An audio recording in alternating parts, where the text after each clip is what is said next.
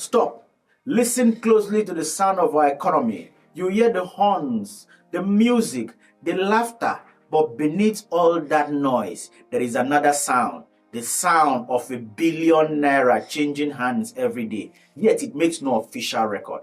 The sound of the hustle so powerful. It is the true engine of our nation, but to the men on suits at the central bank offices, it does not count. Now, what I mean is the shadow economy, what you can call the ghost economy. Forget the fancy GDP figures, forget the foreign exchange rate and the stock market tickers. Those numbers only tell you half the story, but the other half is widespread on the streets. It is traded in the back alleys. It is the invisible twin of our official economy, a twin that works just as hard, sometimes harder, but whose sweat and blood produce what we call the ghost money. Let's get the facts right. What is this ghost money? And let's rethink it again. The informal sector in this country, the barbers, the vulcanizers, the local tailors, the mama with her small shop, accounts for over 65% of our entire GDP. Let that sink into you. More than half of our economy life, the very oxygen we breathe, is not officially recorded. What a mistake. This is not just a bug, it is a future. It is a testament to the Nigerian spirit of resilience. When the formal sector failed to provide jobs, millions of Nigeria created their own jobs. They built a parallel universe of commerce running on trust, running on personal relationship, and on the pure unadulterated grit of the hustle.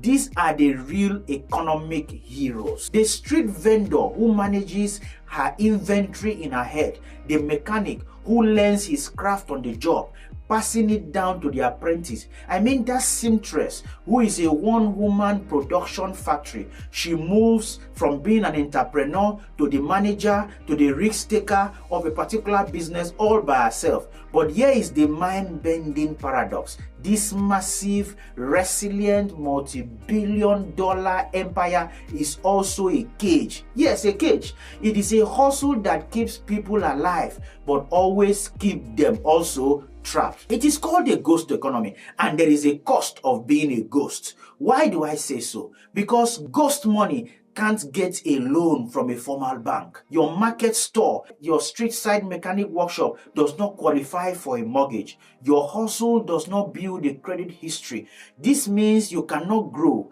you cannot scale up. You are only forever stuck in a circle of cash in and cash out. And worst of all, you get none of the benefit of the formal economy. No social security, no health insurance, no pension. When your generator breaks, your business stops. When you get sick, your livelihood stops. The government sees this powerful, bustling sector not as a partner, but as an endless stream of tax revenue to be tapped, often through harassment and unofficial levies. It is a punitive relationship, not a productive one. So how do we shine a light on this shadow? How do we turn ghost money into real capital? We don't need to try and formalize everything in this country with complex bureaucratic processes that will only chase people further into these shadows. We need to think differently. Let me give my suggestion.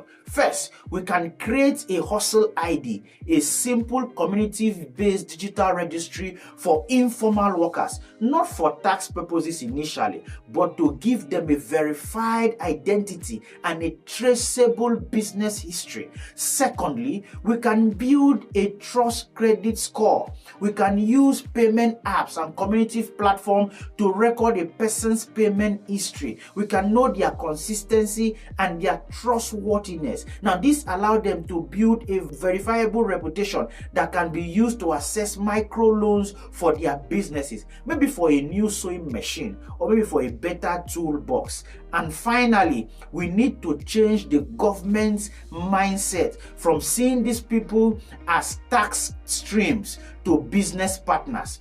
offer incentives for informal businesses to register and provide them with basic affordable social services. So you don't need to chase them away. You need to find a way to attract them, because the Nigerian hustle is not a problem to be solved. It is our greatest asset. It is a source of ingenuity and strength. It is time we stop treating it like a shadow and start seeing it as a vibrant, essential part of our nation that it is. This is Clockwise. My name is Providence.